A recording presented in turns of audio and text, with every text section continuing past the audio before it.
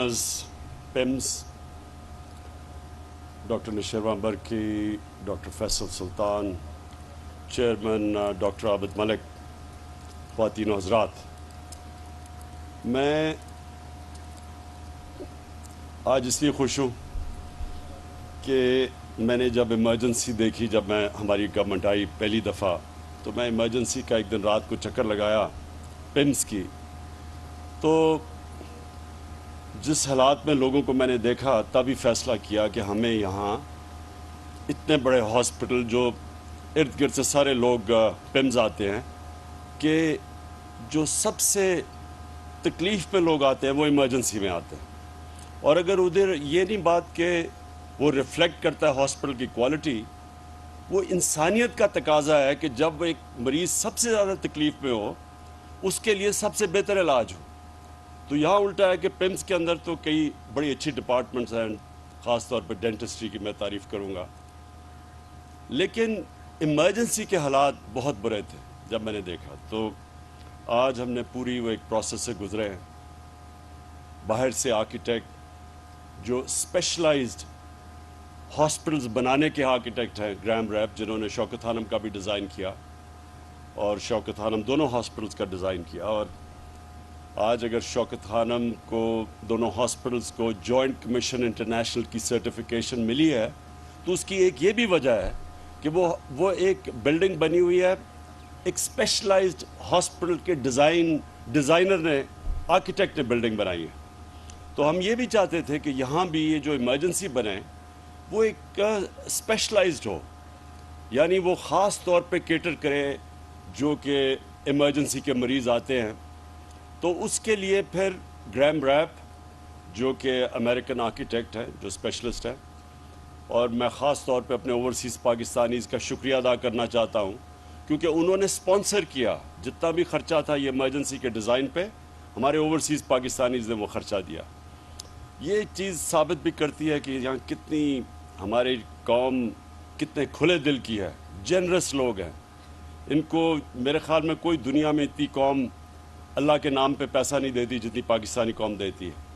تو انہوں نے سپانسر کیا, اور اب آج ہم نے گراؤنڈ بریکنگ کی ہے. اور یہ پاکستان میں سب سے, سارے پاکستان میں اب ایک جو سب سے کوالٹی کی ایمرجنسی بنے گی وہ یہ, اس کی آج ہم نے آج اوپننگ کی ہے, اس کی گراؤنڈ بریکنگ کی ہے.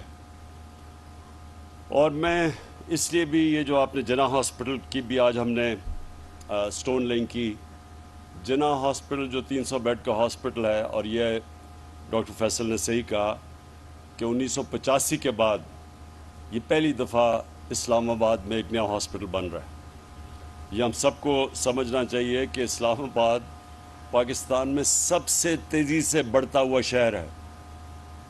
آپ سب کو حیرت ہوگی کہ 2010 اور اب 10 سالوں کے اندر اسلام آباد کی آبادی دگنی ہو گئی ہے. سو اتنی تیزی سے یہ شہر بڑھ رہا ہے. تو 85 کے بعد اگر ہاسپٹل نہیں بنا تو اس لیے اتنا زیادہ ہاسپٹلس کے اوپر رش پڑتا ہے, ڈاکٹرز پہ پریشر پڑتا ہے, اس کی سٹینڈرڈز اور کوالٹی مینٹین کرنا مشکل ہو جاتا ہے. تو اس لیے یہ ایک بالکل اسٹیٹ آف دی آرٹ, اور یہ بھی ایک اسپیشلائزڈ ہاسپٹل بن رہا ہے جس کی آرکیٹیکچرل ڈرائنگز امریکہ سے بن کے آ رہی ہے. اور انشاءاللہ ہمیں امید ہے کہ ہمارے بھی آرکیٹیکٹس اس کو فالو کر کے یہاں بھی ان کی ٹریننگ ہوگی, وہ بھی اسپیشلائزڈ ہاسپٹل کی ڈرائنگز بنا سکتے ہیں. تو یہ میں نے 2 آج ان کی اوپننگ کی ہے. اور میں نے یہ تیسری جو بات کہنی تھی وہ ہیلتھ کارڈ کی ہے. میرا یہ ایمان ہے کہ ان 3.5 سال میں کسی پاکستان کی حکومت نے اتنا زیادہ کام عوام کے لیے کیا ہی نہیں ہے. ہیلتھ کارڈ جو ہے, health insurance, universal health insurance, سوائے سندھ کے, کیونکہ پروونشل گورنمنٹس پیسہ دیتی ہیں ہیلتھ کارڈ کی انشورنس کمپنی کو پریمیم دینے کا. تو یہ آپ کو پتہ ہونا چاہیے کہ یہ یونیورسل ہیلتھ کوریج ایڈوانسڈ ملکوں کے بھی اندر ایسی ملتی, پریمیم دینا پڑتا ہے آپ کو. یہاں ہم اپنی آبادی کے لیے مفت ہیلتھ انشورنس دے رہے ہیں. اور یہ کتنا بڑا خواب تھا، تو شروع میں ساروں نے کہا کہ یہ ہو ہی نہیں سکتا۔ پہلے ہم نے خیبر پختونخوا سے شروع کیا چھوٹے پیمانے پہ، پھر ہم نے آخر میں فیصلہ کیا کہ ہم جتنے بھی ہمارے صوبے ہیں ہمارے نیچے، سب کو، ہر خاندان کو ہم ہیلتھ کارڈ دیں گے۔ میں سمجھتا ہوں کہ یہ ہماری جو خواب ہے پاکستان کی، جو اس کی ویژن تھی، فلاحی ریاست، اسلامی فلاحی ریاست، یہ سب سے بڑا ہم نے قدم اٹھایا ہے اس راستے کے اوپر چڑھنے کا، کہ ایک انسانیت کا نظام ہو۔ ایک غریب خاندان جس کے گھر میں بیماری ہو اور پیسہ نہ ہو بچوں کا علاج کروانے کے لیے، ماں باپ کا علاج کروانے کے لیے۔ کتنے ہمارے ملک میں ایسے خاندان ہیں جن کو یہ فیصلہ کرنا پڑتا ہے کہ ہمارے پاس اگر پیسے نہیں تو ہم کیا کریں گے، قرضے لے لیتے ہیں لوگ غربت کی لکیر سے خاندان نیچے چلے جاتے ہیں۔ ایک اپنے خاندان کے کسی فرد کا علاج کراتے کراتے وہ غربت کی لکیر کے نیچے چلے جاتے ہیں قرضے لے لے کے۔ تو یہ تب سے میں نے جب سے پولیٹکس میں آیا تھا میرا یہی خواب تھا کہ ایک دن ہمارے شہریوں کو ایک ایسا کارڈ ملے کہ وہ اس ہسپتال میں جا کے علاج کروا سکیں جو وہ خواب بھی نہیں دیکھ سکتے تھے کہ پرائیویٹ ہاسپٹلز میں اپنا علاج کروا سکیں۔ اور مجھے اتنی خوشی ہوئی، مہینہ پہلے ڈاکٹرز ہاسپٹل کے ان کے جو اونر ہیں انہوں نے مجھے کال کیا اور مجھے مبارک دی کہ پہلی دفعہ ڈاکٹرز ہاسپٹل میں ایک مزدور کا ہارٹ کا آپریشن ہوا جو وہ تصور بھی نہیں کر سکتا کہ اتنا ایک پرائیویٹ ہاسپٹل میں مہنگا ہوگا۔ تو یہ ہماری یہ ایک قدم ہے، اس سے ایک پورا ہیلتھ سسٹم بنے گا پاکستان میں، پرائیویٹ سیکٹر آئے گا، پبلک پرائیویٹ پارٹنرشپس ہوں گی اب ہاسپٹلز میں، ہیلتھ سسٹم میں، کیونکہ اتنا زیادہ ہم نے پیسہ دیا ہے ہیلتھ انشورنس میں۔ تو اب کوئی بھی غریب علاقے کے اندر پرائیویٹ سیکٹر جا کے ہاسپٹل کھول سکتا ہے، جو پہلے کبھی وہ نہیں، کیونکہ لوگوں کے پاس پیسہ نہیں تھا، پرائیویٹ سیکٹر نہیں جاتا تھا۔ اور گورنمنٹ ہاسپٹلز بھی مجھے افسوس سے کہنا پڑتا ہے کہ آپ دیہاتوں کے اندر جائیں، ڈسٹرکٹس میں جائیں، وہاں ڈاکٹرز نہیں ملتے، ڈاکٹرز بھی وہاں جانا پسند نہیں کرتے دور دراز علاقوں میں۔ مجھے میاں والی میں کیونکہ میرا حلقہ تھا، میں وہاں کیمپیننگ کرتا تھا، بہت برے حالات ہوتے تھے ہاسپٹلز کے، کیونکہ ڈاکٹرز عموماً جاتے نہیں تھے وہاں، نرسز نہیں ملتی تھی وہاں۔ تو اب پرائیویٹ سیکٹر کو انسینٹو مل گیا ہے ہیلتھ کارڈ کی وجہ سے کہ وہ بھی اب دور دراز علاقوں میں جا سکتے ہیں۔ آخر میں صرف یہ کہنا چاہتا ہوں کہ مجھے بڑی خوشی ہے کہ ہر فیلڈ کے اندر، چاہے وہ اکنامکس ہو، چاہے ہیلتھ کیئر ہو، چاہے تعلیم ہو، کسی نے بھی نہیں پاکستان میں سوچا تھا کہ 70 سال کے بعد ایک حکومت کوشش کرے گی ایک تعلیمی نصاب لانے کے لیے، کیونکہ ہمارا ایک طبقاتی تعلیمی نظام بنا ہوا ہے۔ امیر کے لیے انگلش میڈیم اور اچھے نوکریاں، ہمارے نیچے عوام کے لیے ممکن ہی تھا اوپر آنے کا، کیونکہ تعلیم کا سسٹم ہی اوپر نہیں آنے دیتا تھا۔ اور یہ پھر انگلش کی جو زبان ہے، یہ بجائے تعلیم سیکھنے کے لیے یہ کلاس ڈسٹنکشن بن گئی کہ انگریزی جو بولتا ہے وہ اوپر والی کلاس کا ہے، وہ بیچارے نیچے والی کلاس کے۔ اتنا بڑا یہ غلامی کا ہمارے اوپر بوجھ پڑا ہوا ہے کہ ہم کئی دفعہ میں دیکھتا ہوں کہ لوگ صرف یہ ثابت کرنے کے لیے پڑھے لکھے ہیں، وہ پہلے انگریزی میں 4-5 جملے کہتے ہیں پھر اردو میں آتے ہیں۔ یہ جو ہم نے اپنے اوپر احساس کمتری کا نظام بنایا ہوا ہے، یہ صرف اور صرف ایک کلونیل ایجوکیشن سسٹم کی وجہ سے جو ہم نے چینج نہیں کیا۔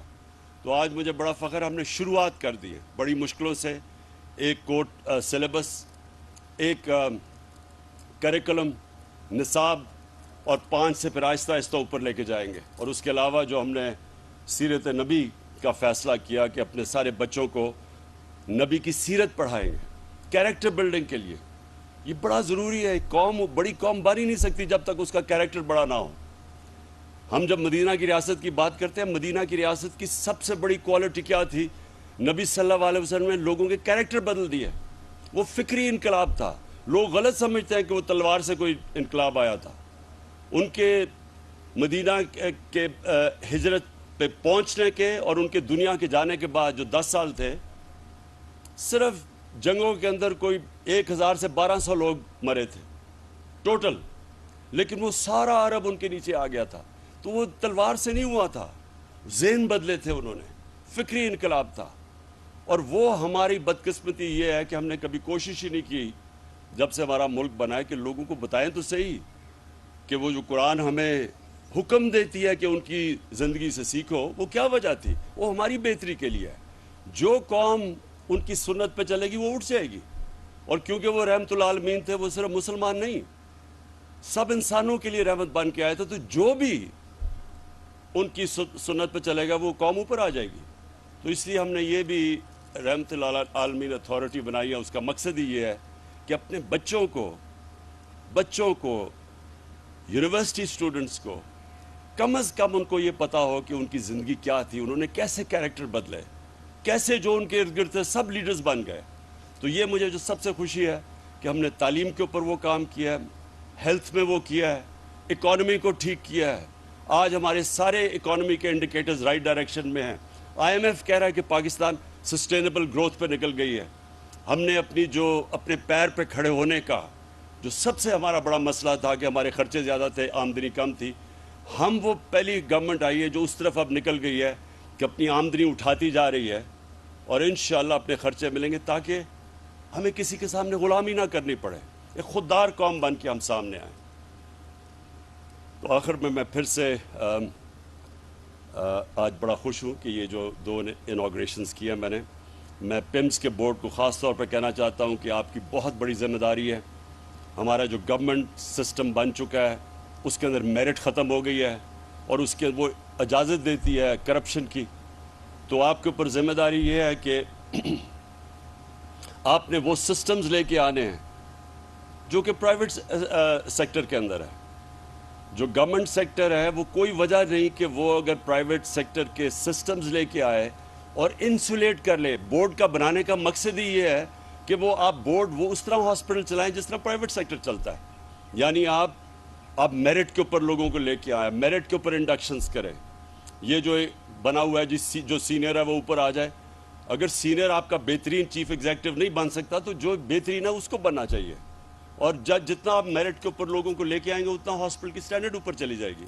तो बोर्ड का तो मकसद ये है। तो आपकी बहुत बड़ी जिम्मेदारी है, मैं बोर्ड को कहना चाहता हूँ, क्योंकि हमें बड़ी उम्मीद है ये पिम्स में पोटेंशियल है कि ये एक गवर्नमेंट हॉस्पिटल होते हुए पाकिस्तान की प्राइमरी इंस्टीट्यूशन बन सकती है।